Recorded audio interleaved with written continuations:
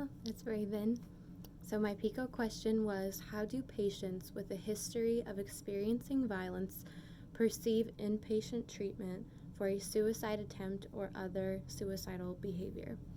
I was interested in this topic because I work with survivors of domestic violence and sexual assault, and it's something I've always enjoyed learning about, is how trauma impacts the brain. And I wanted to explore more how it has an effect on people's mental health, especially people who are in a mental health crisis. So some background and significance. There's a lot of research that supports the use of trauma-informed care, and it's significant in all areas of practice, but particularly in mental health. And I believe it's relevant to nursing because we already focus on the human response to disease rather than making diagnoses itself. So we're already in the practice of managing the patient's feelings about a condition rather than just their physiological needs. And suicide is in and of itself, an attempt is a traumatic event, so it's important to minimize any re-traumatization that could occur for a patient who has a history of experiencing violence once they get into the healthcare setting.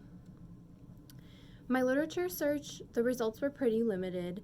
There's not a lot, there actually wasn't any single studies with an experimental design comparing an intervention and a control group with specifically trauma-informed principles.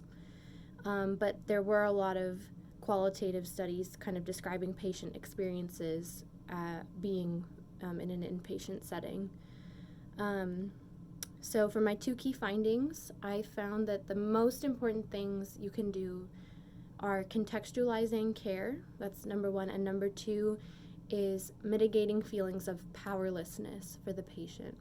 The overwhelming feeling that patients who have attempted suicide report is shame.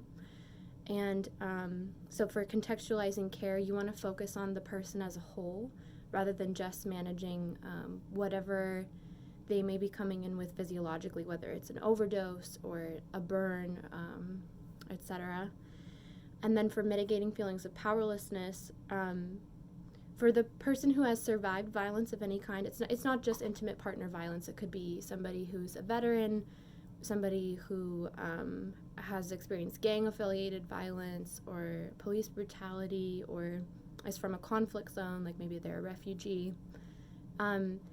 They have experienced a loss of control in the past, and when you take their ability to consent to treatment away, even if it's for their own good, they can perceive it as coercive. So we want to avoid dehumanizing the patient. That's something that a lot of patients reported feeling.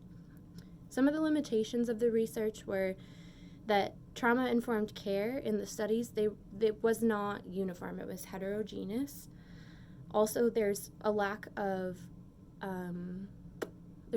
research on the trajectory of mental illness. It's established that the first 6 months after someone survives a suicide attempt, that's when they're the most likely to either complete or attempt suicide again.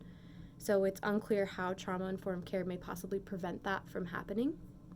My main conclusions or implementations for nursing practice would be to limit restraint use and solitary or seclusion, as we call it, as much as possible, because it can make the patient feel surveyed, or it can remind them of an attacker or an abuser.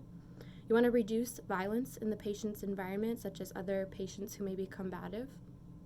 Asking for consent before touching somebody is really a good practice. And then the most important things are just conveying that you trust the patient, and also involving the patient in the decision-making process as much as possible. People who have attempted suicide are in a very vulnerable place, and they're highly susceptible to having their dignity feel violated. So just being extremely cautious in the language that you use, and keeping them as informed as possible as what the plan of care is for them is very important. So I hope you enjoyed this, and I hope you learned something when we're caring for patients who have survived a suicide attempt. Thank you.